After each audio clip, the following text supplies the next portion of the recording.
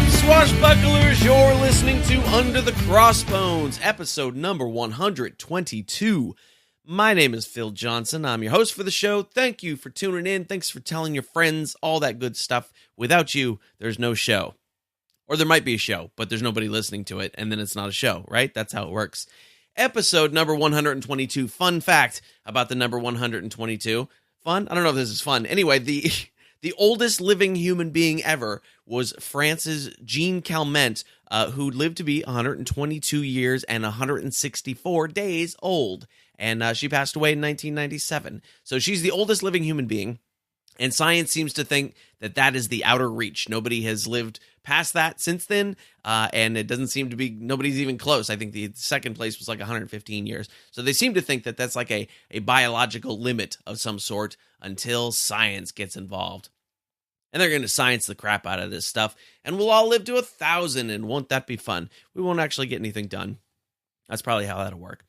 Hey, yeah, my guest today is Rusty Cutlass. Yeah, you know him from Florida, from Disney World. Yeah, we got Mark Miller and Ken Thiboult and Dean Rasik on. That's Nasty Nate, Pepe Duval, and Dirty John Dirk, as they are known in their professional lives. And so the way I got to visit these guys in person at Disney World, and it was great. I talked to Mark in the park. Mark was, let me tell you this story. So Mark was nice enough to get me into the Magic Kingdom for that day, so that I could do the interview with him and all that kind of stuff. Because I didn't have the dough to get in to Walt's Kingdom down there, because it's expensive to get in. The cover charges, whoo-wee, man. So Mark got me in. Mark was nice enough to get me in. But so we meet up. And I get off the monorail from the parking, and I send him a text, and I say, hey, I'm here. It's 9 a.m., park's just opening, right? And I go up to the gates, and Mark was doing some opening stuff, so he wasn't able to meet me right that second to get there, which was fine. That's cool. And but I wasn't sure exactly where I was supposed to meet him, and so I was kind of walking back and forth in front of the entrance gates looking for Mark. Now, if you have ever talked to my girlfriend, she will happily tell you that I look suspicious. And I don't mean to look suspicious. I don't think I look suspicious. But I'm a long-haired dude, long-haired 40-something-year-old guy, and I was wearing a Pirates of the Caribbean t-shirt, trying to look like a fit-in, had some shorts on, had my backpack with my stuff in it, and apparently I looked suspicious.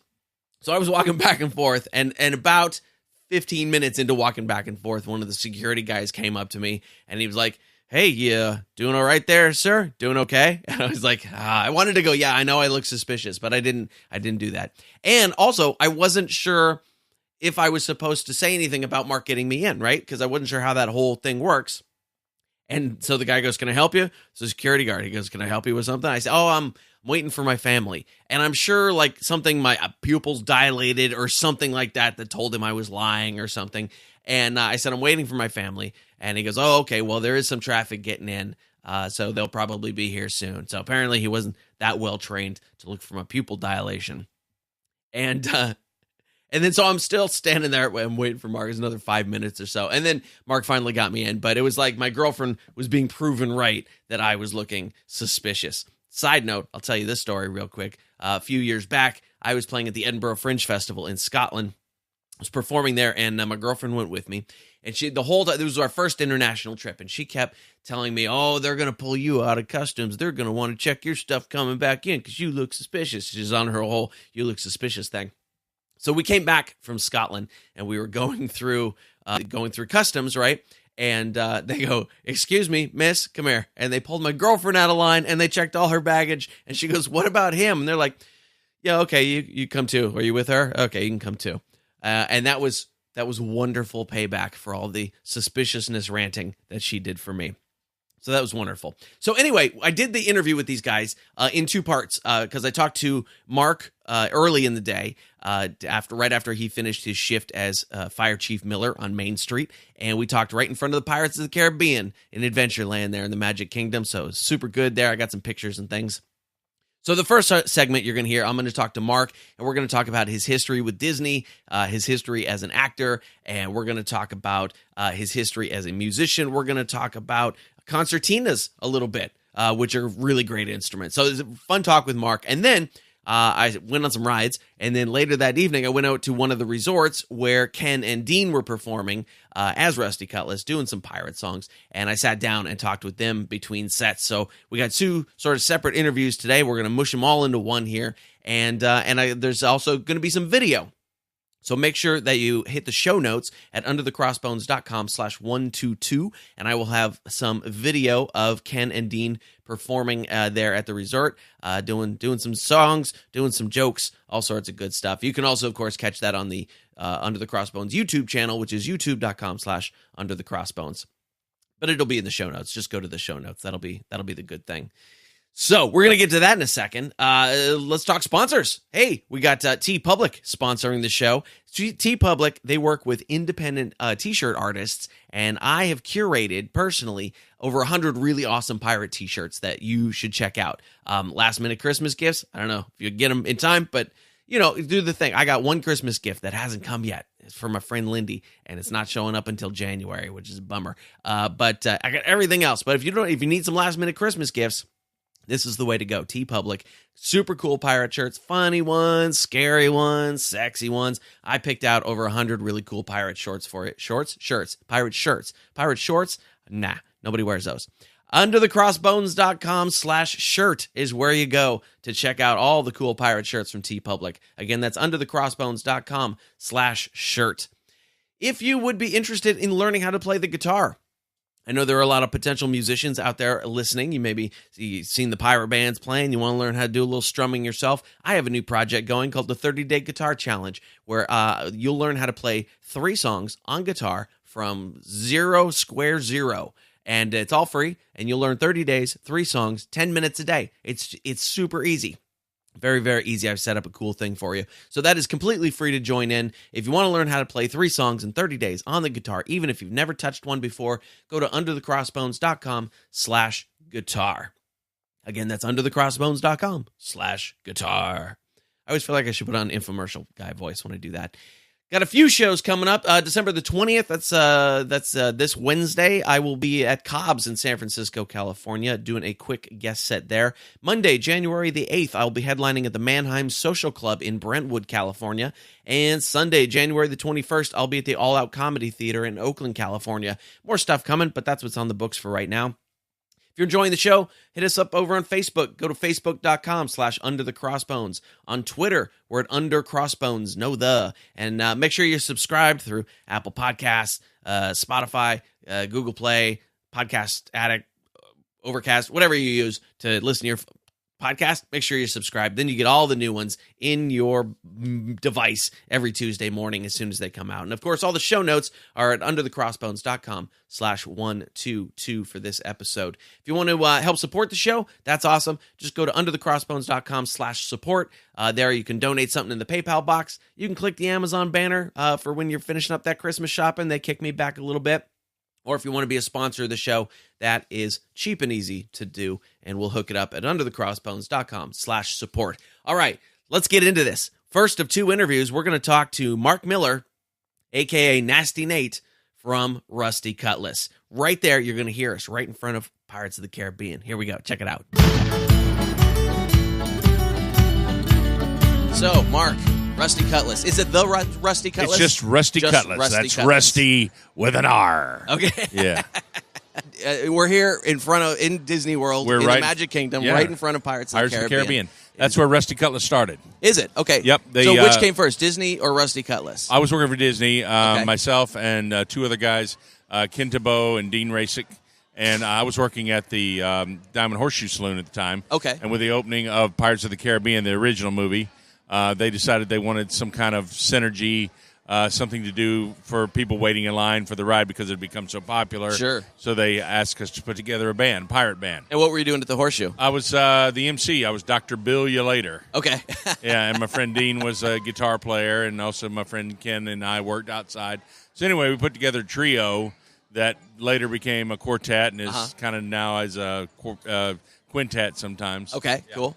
So it was a Disney sort of spawned project. It was a Disney spawned project. They wanted us to perform. We did in the summertime. We would go out and play do sets out on the street and draw people in. And we did like interactive, swearing children in, making them pirates, and getting everybody to sing along, and so we didn't know any pirate music, so we had to learn it all. Sure. Yeah. So. Now, were you going back to old sea shanties and standards and things like that? Yeah, a lot of Stan Rogers, and we stole from everybody. Well, as good pirates do. As good pirates do. Yes. Yeah. Nice. So that's cool. So now, but you guys do other stuff outside of Disney too, right? We work festivals all up and down the East Coast, and we've been to Hawaii. We've been to California. We worked on the Queen Mary out there. Okay. We did a pirate. We also, call ourselves a Pirish band. It's okay. Pirate and Irish. Okay. So, we play a lot of stuff for gigs for St. Patrick's Day. A lot of pirate bands do that. Nice. And nice. But we've been all over. We've done the Beaufort Pirate Festival every year up in North Carolina, and several ones here we do every year, Cocoa Beach, and just wherever they call us, St. Augustine. It's a great spot to be. Florida is a lot of pirate festivals. A lot of pirate stuff. Just in this state alone. Sure, yeah. Now, I'm surprised Disney didn't lay some claim to the group and or the name that wouldn't allow you to do that. We were an outside contractor. Oh, okay. So even though I worked for Disney and the other guys worked for Disney, we worked. They hired us as an outside vendor. Okay. So everything we do, we own. Okay. Put our own costumes together, rehearse them. All the rehearsals is on us. So that is the way to go. It is the way to go, because that way I'm able to work here as a regular cast member. Sure. And then when they have conventions, in fact, we just did a convention last Sunday for the the granddaughter of Sam Walton. Okay. She bought out Typhoon Lagoon, and we did a special pirate themed party for them. For her entourage. Somehow that seems fitting. It was very cool. Yeah. So, but pirating has been very good to me. I've gotten to know some amazing people in the pirate community. Some of my best friends. Like I said, I've gotten to do a lot of sales, and being on a ship out at sunset is one of the most rewarding things anybody could ever do. And playing pirate music and being dressed in a pirate, it's kind of like being on the holodeck. Right. In Star Trek, you know what I mean? Yeah, right. Yeah. How am I actually here and being paid for this? Yeah. All the other pirates have to drag around swords and black powder, and we just bring our instruments. That's right, it. Yeah. Right. And what do you play in the band? I play the concertina. Oh, nice. I bought a concertina as a prop for the very first Pirates in Paradise Key West Pirates party they had down in Key West. And my wife said, "Why did you buy that? You're never going to play it." So I took that as a challenge. And I learned to play it, and been playing for about 15 years now. Oh, that's cool. I looked into, because I wanted to get a concertina. I was like, oh, that'd be a cool instrument to add to my collection. A great place, a great source for anybody interested in concertina playing is the Button Box, www.buttonbox.com. They're out of Massachusetts. Oh, okay. They're great people, and they have a wide array and assortment, beginner all the way up to very expensive ones. Yeah, and they're pretty expensive anyway. Oh yeah. Just a starter concertina will run you about $500-$600. Right. Yeah. Yeah, and then you can get up in thousands of dollars. Yeah, that's what I was looking at. I was like, oh, these are way more expensive than I thought they were going to be. You don't need a very expensive one to start out with, though. Sure. Yeah. Yeah. It's a singer's instrument. It was developed. Concertina was developed by a minister, actually. A preacher. Really? Yeah. He wanted to be able to sing hymns and play at the same time. So it's basically two harmonicas. Right. With a bellows in between. Okay. And so that way you can sing and play at the same time. That makes sense. Sailors liked them because they're such a small instrument and have such a big sound. You could throw it under your bunk on the ship, and it didn't take up a lot of space. So a lot more practical than dragging around a piano. Right, certainly, yeah. So in the band you got concertina, guitar, I imagine. And mandolin. That was the original band, trio. Okay. And then we added a bass player. Okay.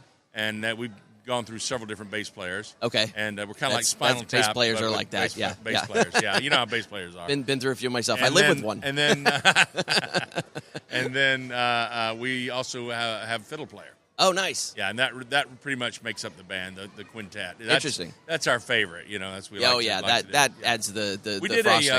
At Christmas time. We used to do a Christmas pirate show out here. Okay.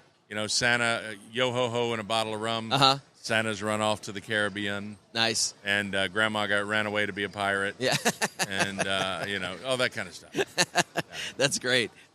Now, I mean, of those instruments, probably the only legit ones would be the fiddle and the mandolin, maybe. Because, I mean, back then they weren't using the concertinas. I don't even think were invented yet back then. And sure they were. Were they? Oh, yeah. I thought those came after. I know guitars weren't Sailors in played vogue concertinas. then. Yeah, that was invented. That would have been that would have been an authentic instrument for sure. Oh, okay. And that's one of the things that draws people, I think, is the uniqueness.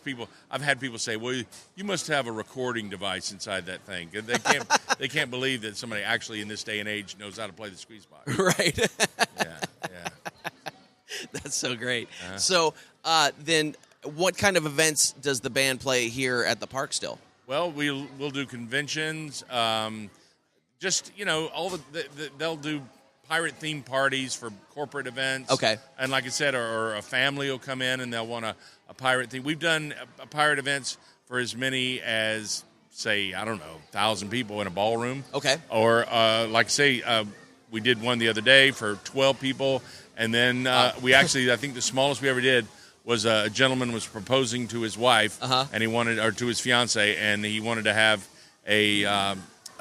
just 2 people. So we did a whole pirate themed party around 2 people. Nice, so, nice. That's my smallest crowd too. Was I did an hour of comedy for 2 people. Oh, really? Yeah. Oh, it was horrible. Let me hear some of your pirate jokes. I don't have any pirate material right now. What? I'm working on some. I worked on some here in my gigs in Florida this weekend. Yeah. But I don't like them yet. They didn't. I'm not done with them. The best one I've heard so far is why did the mermaid wear seashells? Why? Because the bee shells were too tight.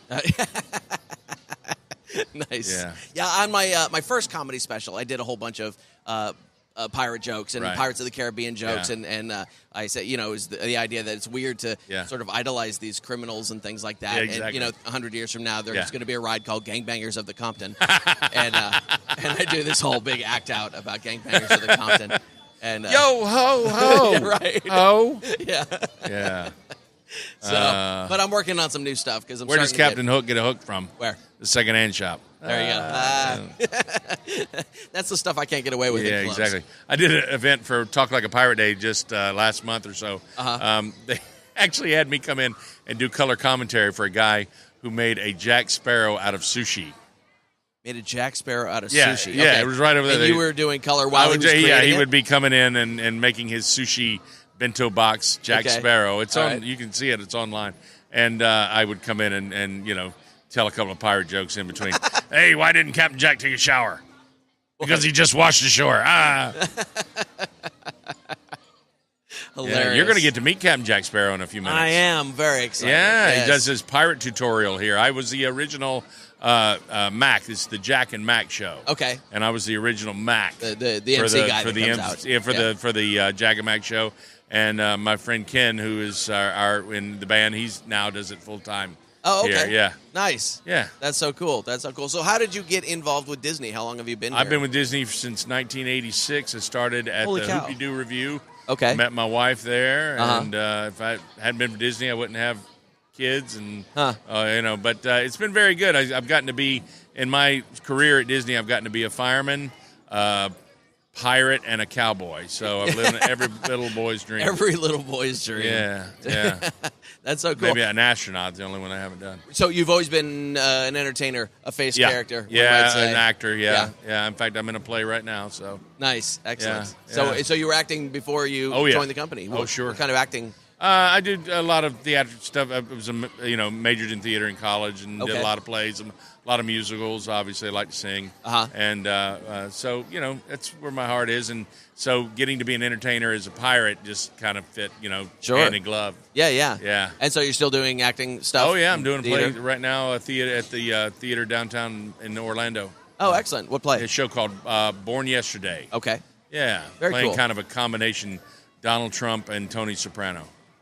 Quite a combination. It's a pirate. He's a pirate, corporate pirate. Yeah, that is a strong personality in that character.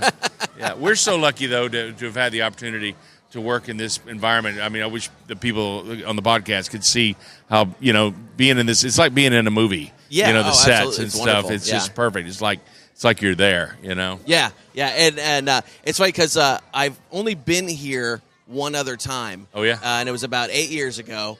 It was Valentine's Day, and I was here with my friend Chris, which was completely unromantic. Well, it could be. No, it really wasn't. Yeah, been a long time at sea, matey. Right. we were doing some shows here in Orlando, and my uncle came to see us, and he was like, "Oh, me and my girlfriend, we're going to Disney World tomorrow. You should come with us." And I was like, "Oh, we don't have the scratch for that." And he goes, "Oh, I'm paying." And we're like, "Well, we're going then." We're going. So we came, and by the time we got in here, we had an entire 4 hours before we had to leave and go back to do our show that night. Oh, cool. So before today, I'd only it's a been good thing in you here can't for 4 get hours. alcohol in the Magic Kingdom. Right. Yeah. Well, you can now, actually. You have to go to Epcot, right? No, actually, I think the Skipper's Cantina, you can get alcohol now. Oh, okay. All right. I shouldn't have told you that, right? That's okay. I don't drink anyway. I'm safe. Yeah. Somebody said. You're a pirate and you don't drink? I know. I'm a teetotaler pirate. Wow. There must have been some of them. Yeah, I guess. Yes. But it was fun to. It's always fun to check out the differences between here and Anaheim. Yeah, because Anaheim that's my park. That's where I grew up in, you know. And I have been riding Pirates of the Caribbean for 30 years at that park. Well, it's a whole different theme out there, right? It's the New Orleans thing. It's a New Orleans square. The whole environment is different. Here, it's an Adventureland, which is a completely different thing. But the ride itself isn't that different. Oh, really? Okay. The queuing area here is totally different. Because they're trying to get you out of the sun. Right. But the ride is laid out slightly differently, but has most of the same stuff in it. Right. Jack is a little more prominent here. Yeah.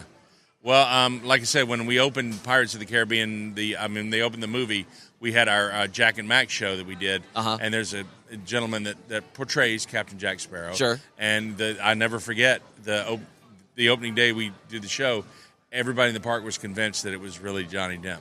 Really? And he had to be escorted in and out because people were wanting his photo, and they were just it's like, yeah, Johnny Depp's going to come all the way down here and do our theme park, show. Yeah, that's an expensive theme park show. Yeah, exactly. But it's really a cool place to work. I love the heritage of it, like you say. Certainly. This is one of the oldest attractions, or in the park. It's one of the originals. So. How much has that ride in particular changed over the years? I don't think it's changed a lot. I know, like you say, they added a couple more places with Jack Sparrow in it. Sure. That obviously he wasn't in it before. Yeah. But the animatronics are amazing. I hear that the Shanghai version is even more incredible. I would love to see. I'm trying to get some of the Imagineers on for an interview that did that one. That would be great. Yeah. They say that. And the pirate show out in the Shanghai Disneyland is supposed to be amazing, where they fly. Yeah. Well, they gave them a whole land there. Yeah, they have a whole pirate land. I know. We tried desperately to do that. Don't you need a pirate band over there to go to Shanghai? So they didn't do it. And you guys still have the redhead on the auction. Yeah, we here. want you haven't the gotten redhead. The new, you don't have the new one yet. Yeah, but I hear Harvey Weinstein was chasing her around, though. So I don't know. You're going to go out and hear the guys tonight, though. I'm not going to be playing, but they're going to be the Dean and Ken, Pepe and Dirty John Dirk. Nice. Yeah, I'm going to go definitely talk to them. I'll be out at Caribbean Beach. We're performing out there 3 nights a week. Very cool. So it's a pretty malleable group then. Absolutely. You can go duo, trio. Yeah, if we have quintet. to. Like I say, we prefer a quartet. We prefer a quintet. Yeah. But, if we have to, we can do it. I think a duet is as low. I have performed by myself, but it's not as much fun. No, trust me, I know. I went from performing with an 8-piece band to performing by myself. So it's not as much fun. But so when you're working up arrangements, then how do you mitigate for that? How do you go? Okay, it's funny. Like the three of us are like the core guys, I guess, and we all just know what parts we fit into. You know. And so we just kind of go to there, and everybody else has to kind of find whatever is left over. Okay. So. For the songs, I'm like the bass, and Ken is usually does tenor, and Dean does lead. So or switch it around. I'll do lead. And how long have you been singing? With the group or in general? Oh, I've been singing all my life. Oh, have you? Yeah. Were you trained or self-taught? No, pretty much self-taught. Yeah. I've been singing in church choir, and then I grew up in school and doing musicals and that kind of stuff. Yeah. So. But you did go. You went to school for acting. You said, right? I did. I was at a school in North Carolina. Oh, which school? Catawba College. Catawba College. Okay. Yeah. So, I love North Carolina. We get to go up and do the Beaufort Festival up there every year, which is one of the greatest festivals that we get to do. And this coming up, this is the 300th anniversary of the death of Blackbeard. Yes, it is. This coming year. Yeah. 2018. Yep. Yeah. Yeah. So they should hang him back up again. All the pirate festivals up and down the East Coast are going to be doing, the Blackbeard Festival up in Virginia. We got to do for the very first time this year. That was fantastic. Nice. Yeah, and so they're all going to be geared up. I would say to anybody on the West Coast, if they're hearing this, they want to come out and check out, if they ever thought about coming out the East Coast and seeing the pirate festivals, this would be the year to do it. Nice. Yeah. There you go. I have to make some plans myself. Yeah. I have to book some gigs around it. That's my there you excuse. go. Yeah, get hired to come. Yeah, there you go. Get paid to perform. That's how I'm here. Is I was like, I have gigs in Florida, so yeah. Cool. So when you so do you know Mitchell Tolles? Yes, he's out in California too. I think so. Yeah. Yeah. I he does think so. stuff around. Yeah. Yeah. There's so many people in California I haven't talked to yet. You know Skip Henderson? I don't know him. I know of him, but I don't know him. He's a good friend of mine. Oh, is he? Yeah, he's kind of like a mentor, idol of ours. Nice. We do a lot of his songs. In fact, his song "Billy Bones" is one of the favorite songs that we do. Nice. Yeah. I believe I saw him at the NorCal Pirate Fest last year, if I remember right. I think he was performing. And it was very cool. You know Christine and Michael Lemke? No. Okay. Yeah, I don't. There's so many people I haven't met yet. People, yeah. Yeah. It's funny because, I came into this. Such a small world. That sounds like a song, doesn't it? Yeah. I hate that song. Oh no, my God. I didn't say that. I'm at Disney. I love it. I once got stuck on that ride for 45 minutes. Oh, my God. And it was fine until they turned the song off, and then it was just creepy moving dolls. Oh. Yeah, because the dolls keep moving. You know what? I actually got to go into the Haunted Mansion one time before it opened. Oh, really? And everything, all the lights, just the work lights were on.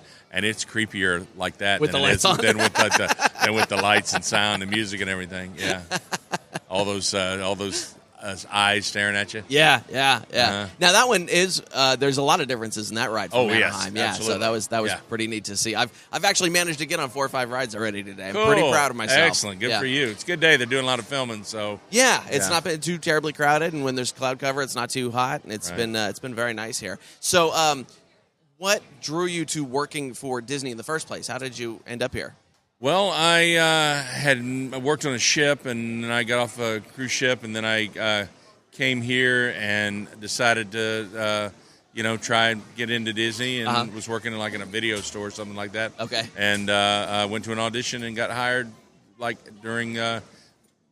I was going to be a sub, and while I was learning as a sub, they hired me as full time. So, interesting. They offered me a full time job. So, and that was as an actor right off the bat, right? Yeah. You weren't slinging hot dogs or anything like that. Nope, got in as an actor right away. Oh, that's a nice way to go. It is. It's great, and I've been fortunate. I got to open the Disney Studios, Hollywood Studios. I was in the opening cast of Indiana Jones Stunt Show.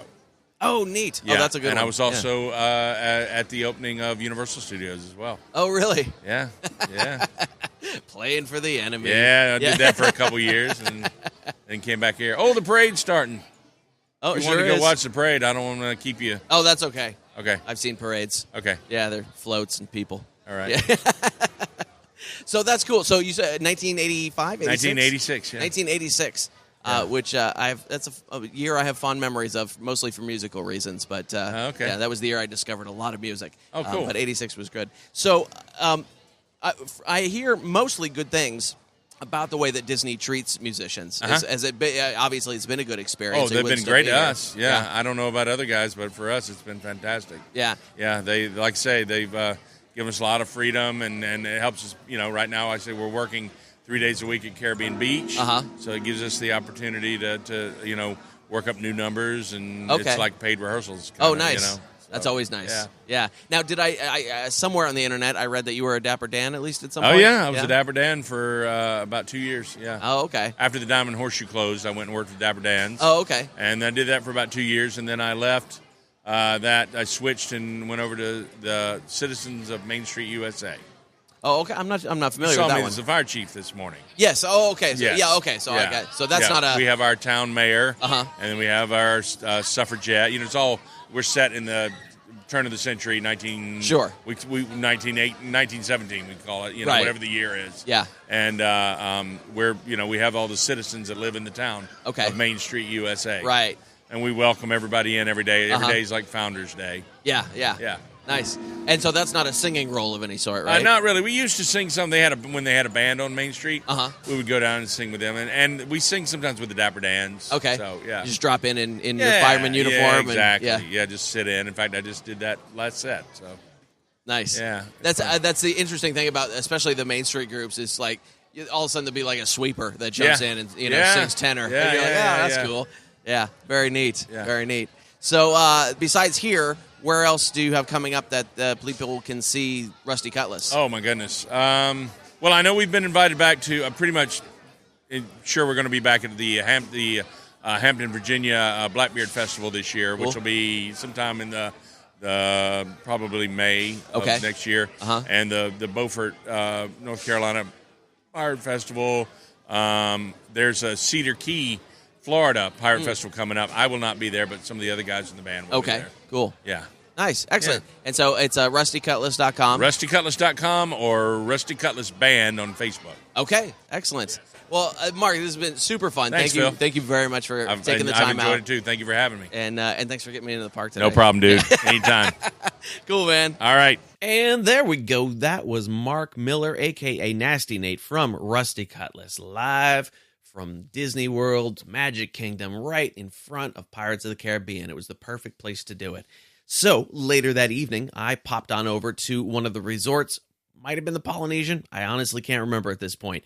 I popped over there to talk to Ken and Dean, the other 2/3 of Rusty Cutlass. And so let's head on over there. Let's head on over to the Polynesian and talk to Dean and Ken. So Ken and Dean here from Rusty Cutlass. I talked to Mark earlier. He gave me the whole background of the group. I was just listening to you guys play. You played some Devil Makes 3. That's super awesome because I love that band.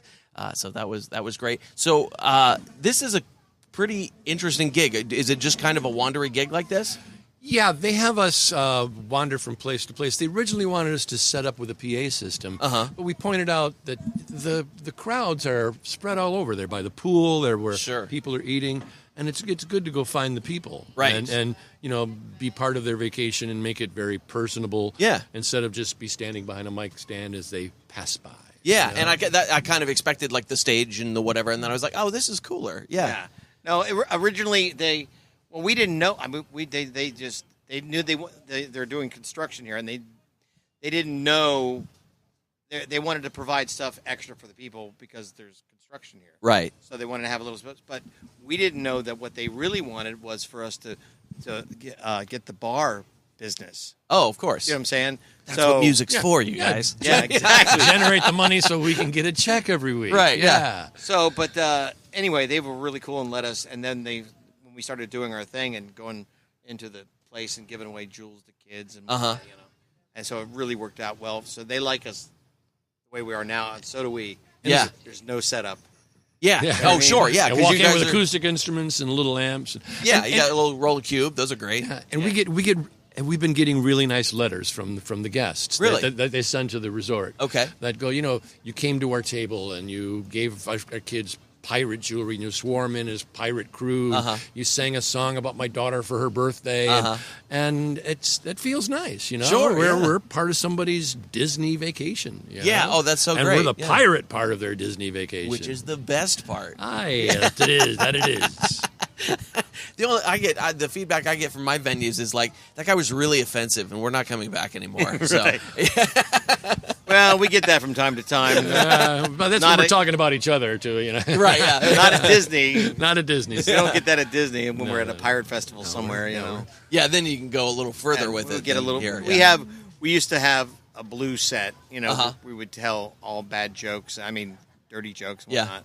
And it's fun to do, but there are other bands out there that kind of do that, Sure. There are certain bands around that that's their thing, and we kind of found our own musical niche. I think we're really blessed, too, in the fact that we're all full-time musicians that do a pirate band. You see so many guys who, they're accountants or they're, working retail, and then on the weekend they go do a festival. Right. And they're working hard and they're making good music, but we get to work on our craft all year long. Right, yeah. And then when it's pirate time, we have these songs down pretty well. Yeah. And it feels good. Yeah. Yeah. Now, you guys were doing a lot of sort of contemporary covers. How would you describe the niche that you found? Well, pirate music came from, as Mark, I'm sure, told you, I was hitting some festivals and such. Right. Then you get good, steady work working at Disney World. Sure. And stuff. But the pirate music is nice. It's okay. It fits the venues that we play and all that. But the folks also they don't know so many of the old sailing songs and whaling songs and pirate songs. So they'd like to hear a little something that they're familiar with. Yeah. So we found that working well with the guests out here. Did Mark tell you the actual how the three of us came together? Did he tell you the story about that? Well, I know you guys were all doing other stuff here at Disney, and then when the first Pirates of the Caribbean film came out, they wanted to put a pirate band together, and it kind of started from there. But that's how it happened. Yeah. And then the three of us were the other guys in the band weren't musicians; they were actors. Oh, okay. And they said, "Well, we just want the guys that play instruments." So, and that's how Rusty Cutlass started. Nice. And a man came down in a flaming pie and said, "You are Rusty Cutlass." Right.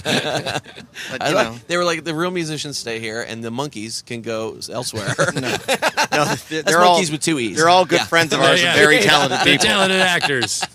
But you know, that's just how it happened. So that was what 2000.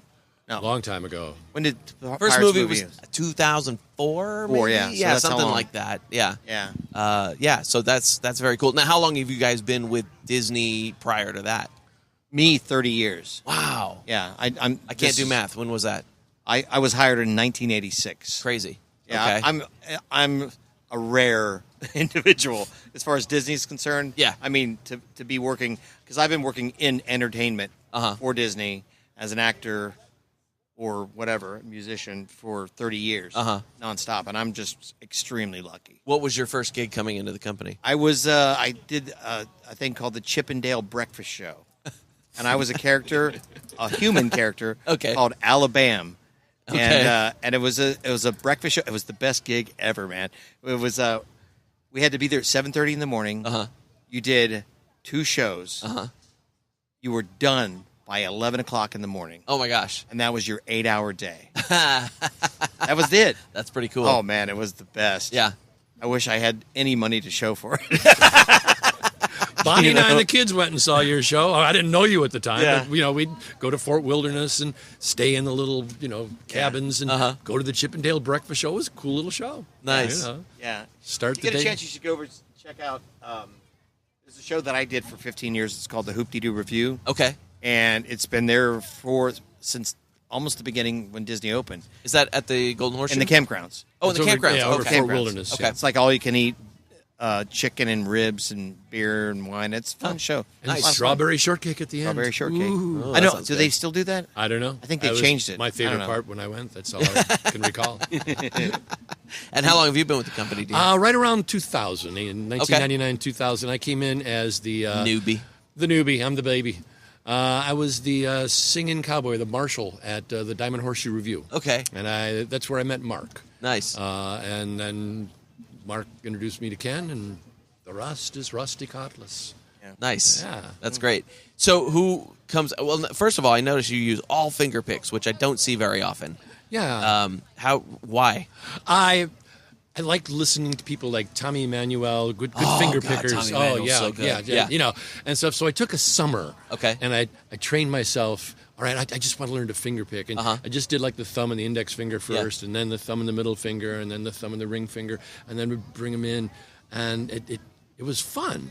It was sometimes frustrating, but it was fun. But then I found the way you play rhythm with finger picks on, you can accent with the bass notes with the thumb pick. Yep. You can do upstrokes with the other ones, and you can do little runs and riffs and stuff. And it's I rarely play without them now. Yeah, that's interesting. Well, the other what I was noticing, well, first of all, it works really good for the kind of stuff that a lot of the sea shanty stuff is amenable to. That includes that, so that was nice for that. But it also, when you hear the click of the pick a little bit more like that, it fills out the sound more, which is great for this sort of duo trio format that you're working in. So that was the first thing, and it was almost a little 12-string. You had to look to double check you only had 6 pegs. This is a strange gig for Rusty Cutlass in the fact that the core of Rusty Cutlass is Mark and Ken and myself. Yeah.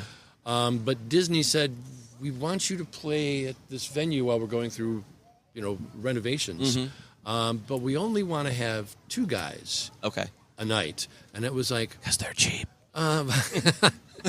Well, stockholders. We have stockholders. We have to... And I'm one of them, so good. Yeah, all right. But the interesting thing is, there'll be a night when Mark will play with Ken. Yeah. There'll be a night like tonight when Ken and I are playing together. There'll be another night when I'm playing with Mark. Okay. And it's, I don't know, I'm just asking Ken. I think it's helping the band. Yeah. We're learning to listen to each other more. Oh yeah, absolutely. And we're kind of exploring different things that we wouldn't have just working the same trio all the time. It's making me a better mandolin player. Aye. Much better than I have been. Really? Oh yeah. Is that your first instrument, or No. Guitar is my first. Okay. No, actually, drums are my first instrument. But then I knew I liked you. I was a drummer for 7-8 years, and then I decided I was tired of hauling around drums. I can't imagine why. You know what I'm talking about. Like being a catcher in a baseball team. You're It's the like, first all guy this to stuff's arrive mine. and the last guy to leave Yep. every time. Oh, you yeah. know. Oh, We'll yeah. be at the bar with the girls, Ken. Plus, We'll you don't. You know, you're behind everything. You don't get to be in the front of the stage, Yes. man. You know what I mean? Yeah. Posing and stuff. You know. But you get to twirl your sticks, so come on. Yeah. Look at me. But yeah. So and then when we formed Rusty Cutlass, originally it was 2 guitars and concertina. Yeah. And I'm like, we need a mandolin. Sure. And so I thought I could play mandolin. Uh-huh. It's not that easy. No, I have one. I'm crap at it. Yeah. It's not that easy at all. Yeah. Yeah, And, Ken says it's murder on the fingers. Yeah. Oh, yeah. It at first, I mean, like I told you, I've gotten so much better. But see, I learned shanties and reels, Okay. and only just now am I getting into blues riffs and bluegrass. Okay. You know what I mean? Yeah, yeah. Just to, I mean, I have to find something that I like Right. and go, I want to emulate that. Yeah. Like Steel Drivers. You know Steel Drivers? I think so. I know the name. Yeah. Chris Stapleton's. Chris Stapleton. Oh yeah. Oh yeah, god. yeah. Yeah. His band, I mean, I listen to that, I'm like, I like that and I could do that. You know, so I emulate his style. The I don't know the guy's name that plays on there, but it's, you know what I mean? It's accessible. Yeah. Well, you mentioned you were looking for bluegrass stuff, and I mean the bluegrass mandolin players are insane. Are nuts. Yeah. Are It's nuts. craziness. Yeah. Guy from Nickel Creek, Thiele. God, he's Chris. so good. Yeah. Chris Thiele. Thiele. Yeah. Oh my God, he's so good. Matter Yeah. of fact, I play in a bluegrass band, and it's a comedy bluegrass band. Oh my god, really? Yeah, we do like it's like Grand Ole Opry Hee Haw. Okay. But we're playing a bluegrass festival coming up. And you know everybody there is like a virtuoso. Serious. Yeah. Serious. Yeah. And we're going to be up there, you know. And and And you got to pop up above the bale of hay. you know, It's a joke. yeah. I'm a picking and he's a grinning. Yeah. No, but the band is really good. I mean, nobody else does what we do. It's a rare thing. So it's a nice break from the, you know, do a bluegrass song, everybody take a solo. Sure. Kind of thing. You know? Yeah. But there are those people there that really dig what we're doing. They're like, you know, nobody does that kind of humor and does it well. And there are the other ones that are like, they're not really bluegrass players, you know. The traditionalists. So they're going to be the echelon of that. For Right. the most part, everybody's cool, you know. Yeah. And nobody in my band even pretends to be a bluegrass player for the most part. You know what I mean?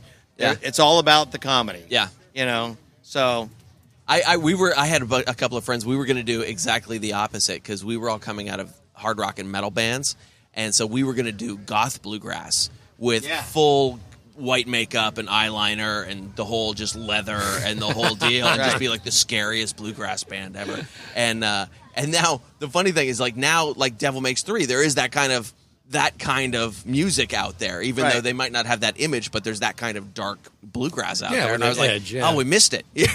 yeah, there is actually a name for that, for what they call it now. There's for that their type of, and like I say, the way I look at it is accessible. Yeah. You know what I mean? Yeah. It's something you could do. You could pick up and do as right. And I like it because, you know, it's like not everybody wants to hear how fast you can play. Sure. I want to hear a melody sometimes, you know? Oh, yeah. Well, it's funny. I mean, the way I discovered bluegrass was I was a total metal kid in my teenage years, and I was watching 60 Minutes or 2020 or one of those shows one night, and they went up into the hills of Kentucky and found these mountain people, and they're like, look at them play music. And I was like, oh, my God, these guys are playing faster than any metal dude I've ever heard. Yeah. And they're just... And And I was like, oh, my gosh. And nailing it. And And they've been doing it since they was babies. Yeah, exactly. Yeah. Exactly. So, And, since and then- not too, and you know, no angst in their face, just like straight. You know? Oh, yeah. It's like, Yeah. next. Not a guitar player face to be had. Exactly. Yeah. Poppy taught me these scales when I was real little. Yeah. So now, what were you guys doing before you came to Disney? What was the career trajectory that got you here? I have a business degree in marketing and public relations, and I haven't used it for a half hour in my life because I was playing music to help pay back my student loan. Okay. And it was like, my dad was, are you gonna get a real job? My dad loved golf. And I said, Dad, it's kind of like this. Like, you play a hole of golf, and people applaud at the end of that hole of golf. And then after 18 holes, when you get done, they pay you.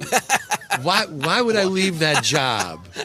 Plus, I'm sure Ken feels the same way and Mark feels the same way. It's like, we'd be doing this anyway. I love playing music, whether it paid money or not. It wasn't really me, Disney, saying that. But anyway, it's true. It's find your passion. Yeah. Find what you enjoy doing, and you never work a day in your life that's tattooed on somebody. And it's sure true. it is, It's true. It is. Yeah. So I was going to be a businessman, but God, music is so much more fun. Absolutely. Yeah. Yeah, you made a good choice. Satisfying, yeah. Yeah. I like how it's turned out, sure. Yeah. And how about you? What were you doing before this? I was in high school. I was a rocker. Okay. That's all I wanted to do was be a rocker. Play in a rock and roll band. That's what I wanted. Never really found that band. I felt like, I was good enough, but I just never didn't have the. I wasn't in the right place at the right time. Yeah, that's a big part of it. But I got involved in theater, musical theater. I could hear it in your voice. Yeah. Yeah, you were saying one of the Bob Marley tunes you did. You hit a particular note, and I was like, musical theater. Yeah, you could tell. But so anyway, I started auditioning for musical theater and just got cast. Nice. Like, just started getting cast, and it's just like, well, I guess this is the way life is pushing me. So I just started studying theater, and so I did theater from the time I graduated until I came to Disney. Nice. I did theater, and took dance. I took a lot of dance. Did all that kind of stuff. Do you still do theater outside of this? Yeah. Matter of fact, I'm doing a show coming up in January for Winter Park Playhouse. Nice. Here. And what's it called? It's called Babes in Hollywood. Okay. And I'm playing Mickey Rooney. Oh, I can see it. Of course you are. See it. Yeah. So it's a musical review, and it's cool. It's nice to get into a theater. Yeah. And it's an equity theater, so I'm getting paid. Sure. Nice. So it's. I mean, we are so lucky, man. We are so. I do 5 shows for Disney.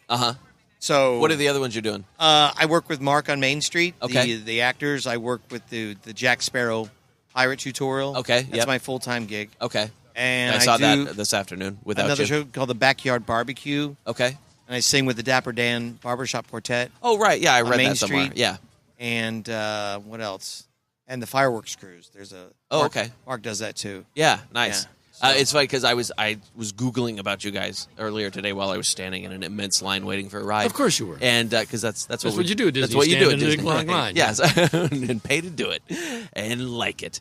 I saw that you and Mark were both Dapper Dans, and I was like, it's so funny because it was somebody is like, well, Fireman Miller on Main Street. It was on one of the Disney boards, and I'm always amazed at Disney fans who know everybody that works in the park. Like in California, Oscar just retired.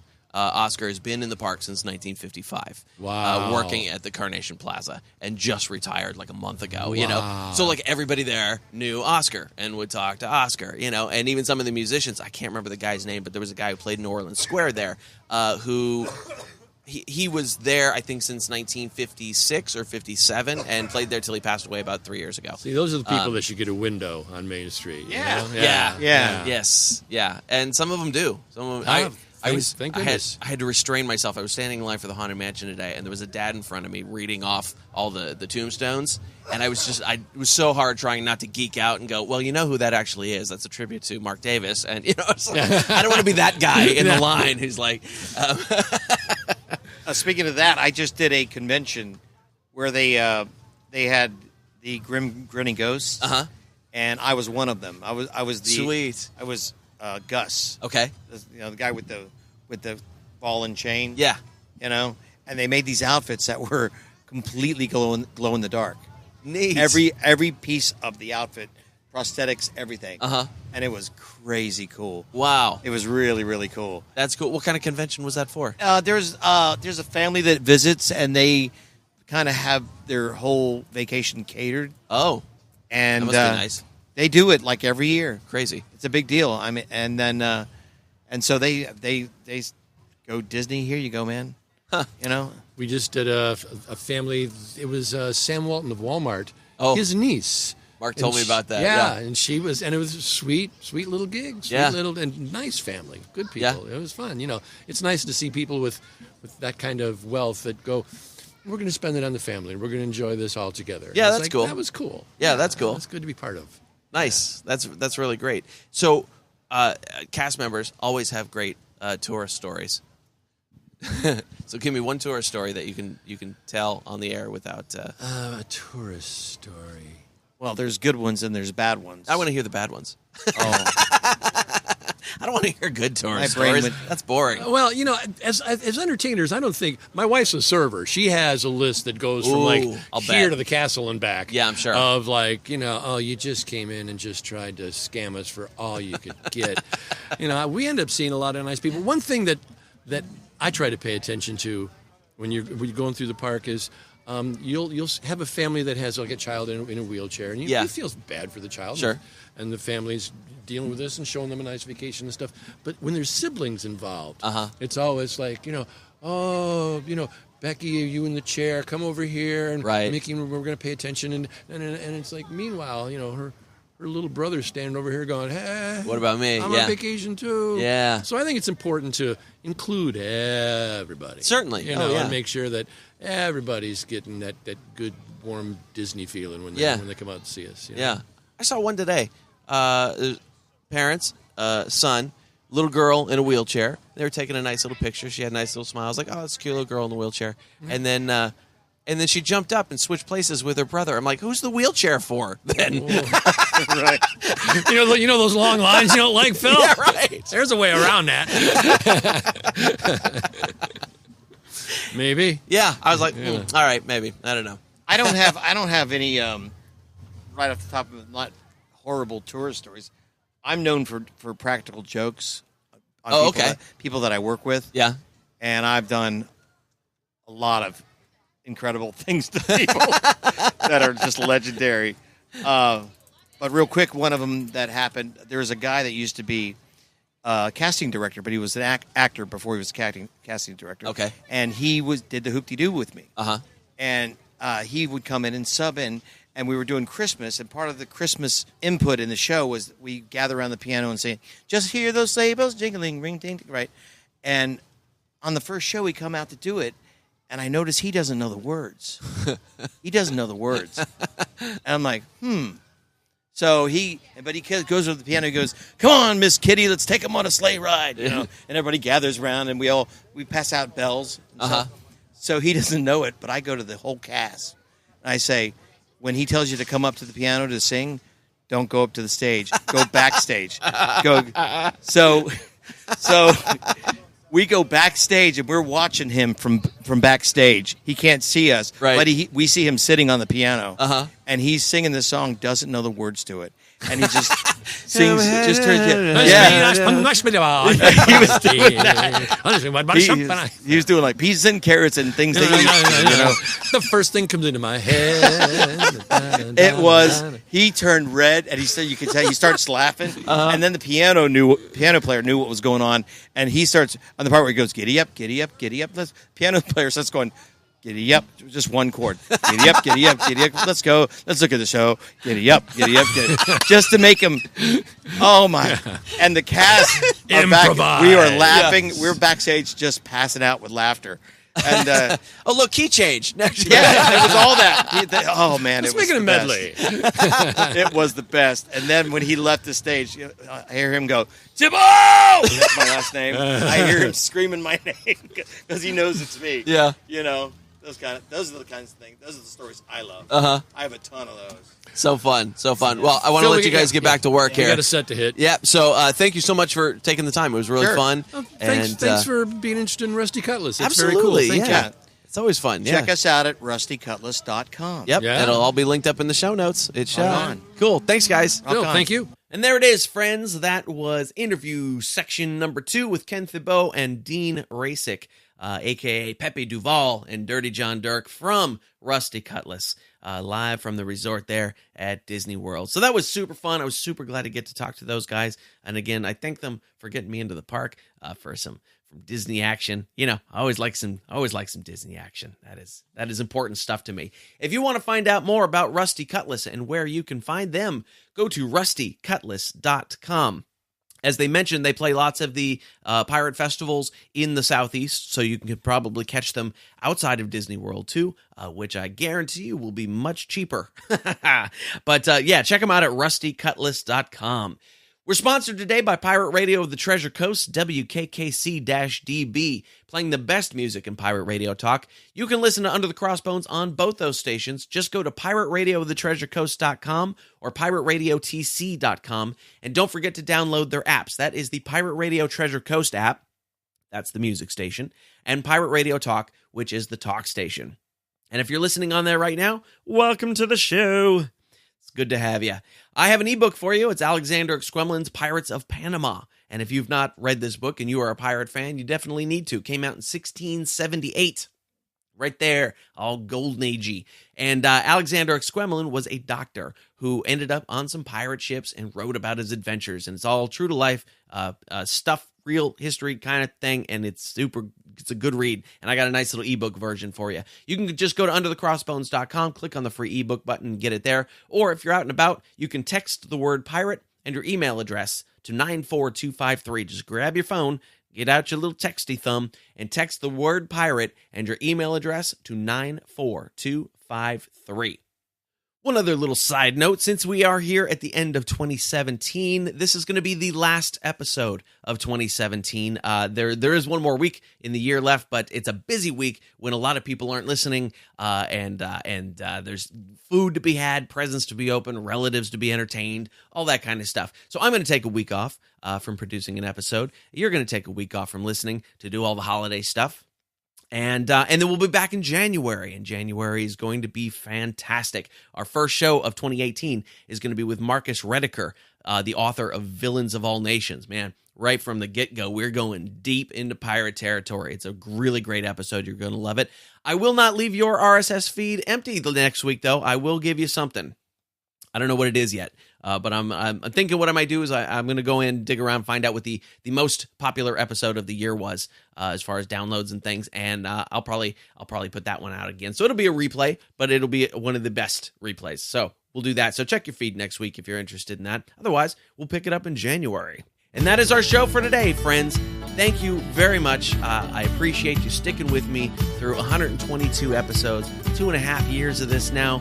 It is fantastic. I appreciate you listening, and I appreciate you telling your friends and all that good stuff that you help me with, interacting online and giving me ideas for guests and people who send me fun facts for the episode numbers. That's always fun too. It means a lot to me that you are listening, and I'm glad that I've been able to give you something of use that you enjoy, and vice versa. You have given me something of use to enjoy, which is your ears. So I appreciate that very much. We will pick it up again first week of January, again with Marcus Rediker. Villains of All Nations is his book, and it's going to be fantastic. So you have some happy holidays, eat some food, entertain some relatives, open some gifts, be nice to people, do that whole thing. Have a happy new year. Don't get too wasted on New Year's Eve. And then I'll see you in January.